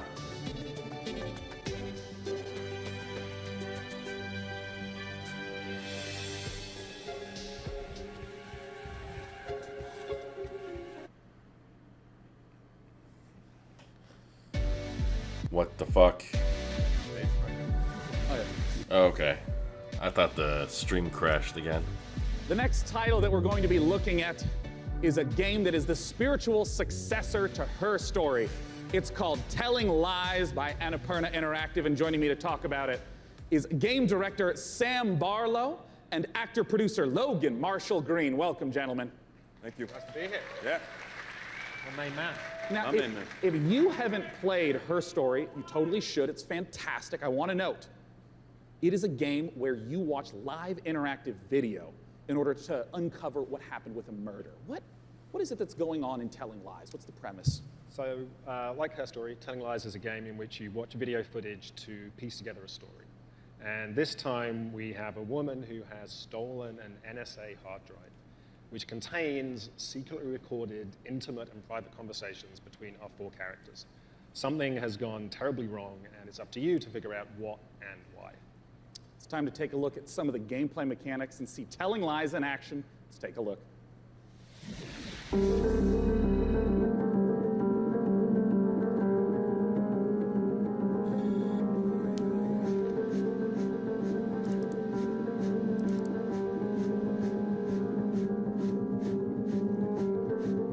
Once upon a time.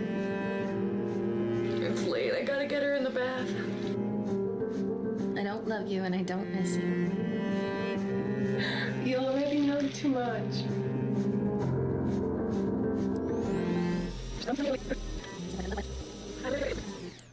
It's late. I gotta get her in the bath. I love you.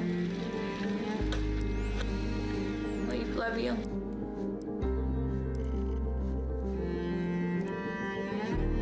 I've only ever been in love once. It was with a girl I met when I was 18, but I was too young and naive to handle it properly. I guess I still carry a torch for it, which makes me an incurable romantic or underdeveloped emotionally. I'm a loyal friend.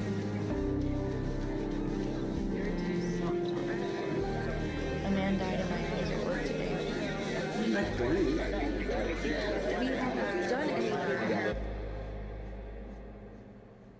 Okay. That looks good. Sam, I got some questions for you. I don't know about that What girl we've in just the. seen, I mean, talk It's to always me laying about on the bed. The mechanics. I mean, I saw, subtitles up, highlighting, and it was loading more video footage. What's going on? So what we do in Telling Lies is we take all of the exploration you would have in a normal video game. So all that walking around in a 3D world. Yeah. And we apply that directly to the story, to the footage itself. So you're going to be scrubbing around in these clips, paying close attention, and you're going to be picking up on the subtext, listening to names, people, places. And with that information, you're going to use that to find more clips, dig into those, and over time kind of build up this picture of the story. And it's truly like an open world video game. Well, I mean, a lot of times with open world video games, they talk about, the square kilometerage or miles in America. What's the sort of scope that we're talking about? Like, how many hours of footage is there? So we got like over 10 hours of footage here. Wow, So really? It's a story that encompasses like 2 years. What I wanted to do with this one was, like I say, really embrace this idea of it being an open world game. You're free to explore and follow your curiosity. Just lose yourself in this story, all the characters. It's this huge, messy, colorful story that we're trying to tell. Well, I'm curious, Logan, as a performer in this kind of game, what is it like to actually try to have all the layers in there for each performance, also not knowing when a player is going to be seeing the specific footage you're performing? Well, it's definitely a non-linear open world game, but our approach and Sam's approach was not unlike a movie or a TV show, and we had to understand it A to B. And so for the most part, that's how we shot it. Obviously, when you're shooting a movie or a TV show, and in this case, a game, you're going to be shooting out of order. But we actually stayed pretty linear in how we approached the story. We went after it like all the other times we're actors. We just went after intention and what do we want, and we tried to make it as deep. It's got a lot of scope. But we wanted to make it as deep as possible, and Sam is one of the best movie or TV directors I've worked with, so it was very similar. Nice. Yeah, look at you too. Now, of course, I do want to stress to any of you, if you have not played Her Story, it's quick to play through. It's absolutely brilliant. Please check it out in the meantime. But we're, of course, waiting to find out, when can we play Telling Lies? Very soon. Very soon, I promise. We'll have a date soon. Right now, you can go to Steam. You can wishlist it on Steam. We all love Steam. If it's soon, then give us a date. Very soon. We'll be showing a little bit more during E3. This conference is really lacking on release dates. I guess it doesn't matter. It'll all be 2020 well, Sam anyways. Logan, thanks so much for joining me on stage. Once again, Telling Lies. Now, up on the balcony, Frankie's going to be talking to us about a game that my friends Looks good, though. after Looks year really, really good. keep telling And I do me have to play Her because of Story. how I think much I they've own it. improved it. Frankie, what's going on with Warframe? Well, one of my favorite parts of last year's show, aside from being upstaged by a giant duck, was getting a glimpse at the future of Warframe. And here with the latest look at the next expansion to the universe is Space Mum Rebecca Ford. So, chat, behave yourselves, please, because Mother's here. Now, Rebecca, what are we about to see? We're going to take a look at an amazing trailer that our team has put together. A lot of our players have been waiting a year for a look at what we've been calling Railjack, so it's about time to, see what we've been doing. Yeah, let's take a look. I wonder if this is the expansion where you can, like, go into ships and stuff like that.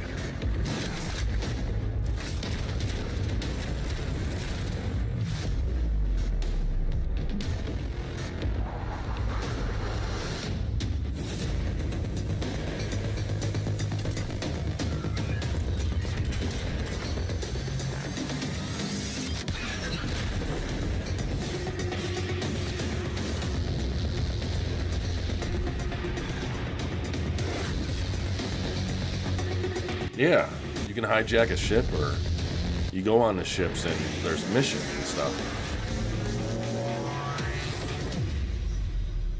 And that is very much like the original concept of Dark Sector, way back in 2005.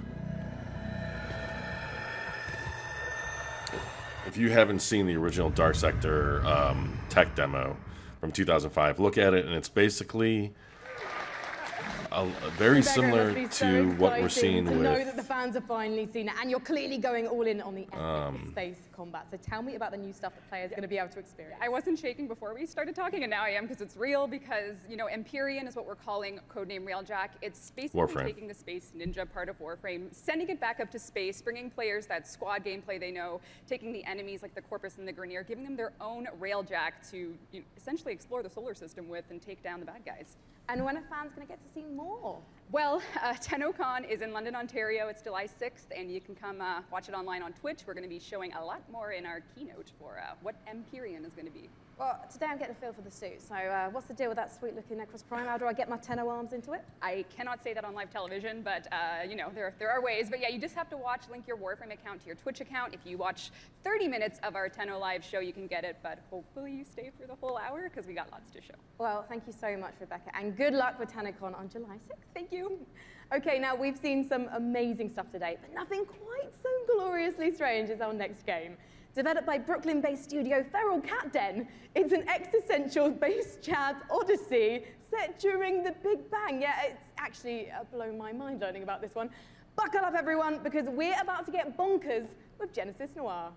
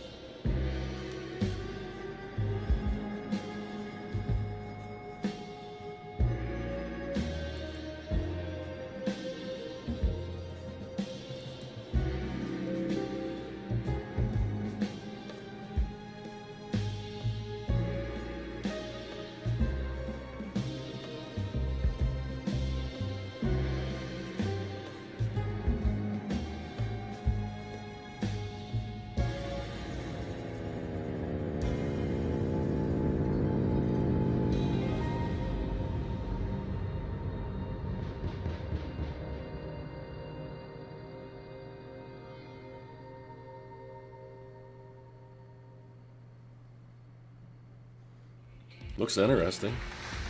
Genesis Noir, just beautiful, stylish art. The next game we're going to take a look at is the twist on the stealth genre. It's called El Hijo, where you play as a 6-year-old trying to escape a monastery and find your mother using toys and tricks to avoid monks. Let's take a look at this gorgeous spaghetti western-inspired project from Studio Handy Games.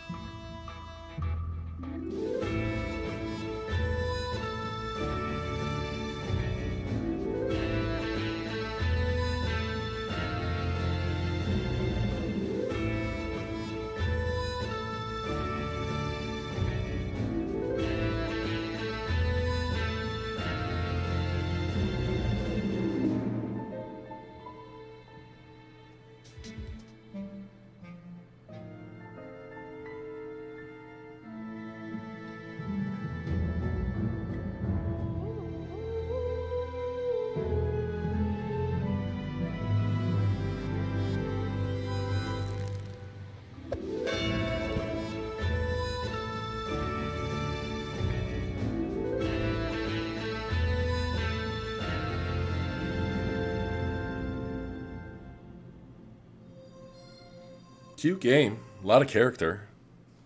I like the art again. I mean, just that's the great thing about these, you know, El Hijo, indie, lower budget, mid-budget games. We just It's saw. the Our art final guest is tonight. always Please interesting, join or me in almost always. welcoming from Larian Studios CEO Sven Vinke, and from Dungeons & Dragons at Wizards of the Coast, the creative director of Dungeons & Dragons, Mike Merles, to talk about Baldur's Gate 3. Yeah! Now, this was only just recently announced. How did this partnership come about? We went to see Wizards of the Coast at the end of Divinity Original Sin 1. Yeah. That was back in 2014. And I tried to convince them back then that they should give us the Baldur's Gate 3 license. And they said, but we had a long chat about what the vision would be for the game. And then we kept on bumping into each other. And then suddenly in 2016, I get a phone call from Nathan Stewart, who's the big boss of Mike and the head of Dungeons and Dragons. He said, you need to come to Seattle right away. We're going to have dinner in a very shady restaurant. And he had this big stack of paper with him. And on it was Baldur's Gate 3. And in it was pretty much everything that we talked about. And he says, I'm going to present this to my board. Do you still want to do it? I said, yeah, of course I still want to do it. And then a couple of weeks later, we started negotiating. And here we are.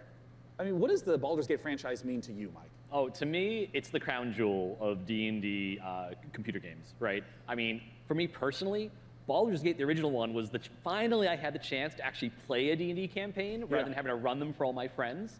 So it means so much to us. Baldur's Gate, it's such fantastic storytelling, and it's so exciting to see it come to not only a new generation of gamers, but for the gamers who remember the 20 years it's been since the original, the first two in the series. So it's incredibly exciting.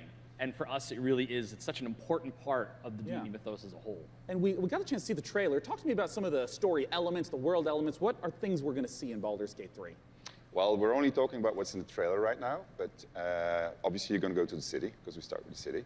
You start outside of the city, actually. There's going to be mind flayers. They're very nasty. You are seeing in the trailer the process of ceremorphosis, as we call it.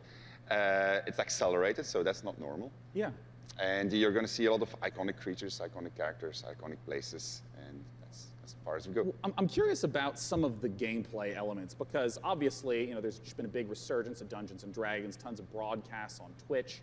I mean, how do you translate some of the insane things that players want to do into, what has to be a structured computer game? So we started with the player handbook, which is basically the basic rule set of Dungeons & Dragons. Which player handbook? Which edition? 5th edition. 5th edition. Great. Yeah. And so we ported as much as we could to the video game. We looked at what worked really well. We looked at the things that didn't work that well, because it is a video game, and this was made for tabletop gaming. And so we started modifying those things, and then we had to add things on top of it, because if you play tabletop, you have a game master, and you say, well, I want to do this. Yeah. And then the game I want to master start a fight with a pigeon. And he's like, okay, roll for dexterity. Sure. Exactly, that's it. So we had to add systems to make that possible within the game. But we've gone very, very far. Yeah, I mean, can you give an example of like a crazy moment that a player might do that you could actually play out in the game? Well, I could, let's say that we get into a fight because you ask a nasty question, I don't want to answer it. And I take the chair over there, I put it on fire, smash it on your head. Well, just as an example. It's just an example, this is fine, we're just talking, These are things that we have to put systems into the game for to do it, which are not necessarily going to be described inside of the book. Interesting. And I mean, like, Mike, in terms of your role, speaking to Larian Studios, you have tons of data of all the sorts of things that players do. What's the sort of information that you provide in assistance? Well, really what it comes down to is providing the story support. We think of Dungeons & Dragons, the universe of D&D. It's like a toy box for dungeon masters and players to go into and build their own stories. So working with Larry and working with Sven, a lot of it was just opening up that toy box and sharing it. And giving that kind of guidance. Like I remember one of our first meetings, we just laid out a map of Baldur's Gate and the Sword Coast and asking a lot of questions like, what kind of story do you want to tell? Where do we want to go? What are the cool locations we've always wanted to put into a game like this? And then in terms of the system support, what does it mean in terms of the story for each character? For each character race, each character class. I agree. So Witcher 3 is better than Skyrim. You really feel like you're taking on that role that you love so much from the tabletop. It's really coming to life in an authentic way in Baldur's Gate 3. And we're going to talk in a moment about Baldur's Gate 3 release dates and whatnot, but we have a second game that we want to talk about on a new technology known as pencil and paper. I understand that there is a tabletop prequel coming for Baldur's Gate. Exactly. So in Baldur's Gate, we think there's one saga, all the different games coming together to tell one grand story of this city.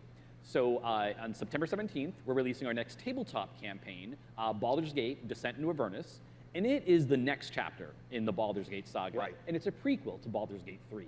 So if you haven't played a Baldur's Gate game since Baldur's Gate 1 or 2, this is your chance to check out on the history. It's been about 100 years since the events of Baldur's Gate 2. Yeah. So this will give you a chance to check in on the city, to see what's going on, its current state, who the movers and shakers are. We also feature a complete levels 1 to 13 campaign that takes you from the mean streets of Baldur's Gate to the depths of hell itself.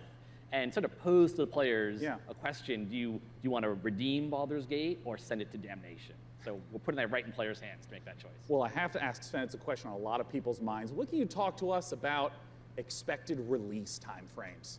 So people have been waiting for it for a long time. Yeah. They're going to have to wait a little bit more when it's ready. This is the game that we want to play, so we want to make sure it's really, really good. And then when that's the case, then we'll release it.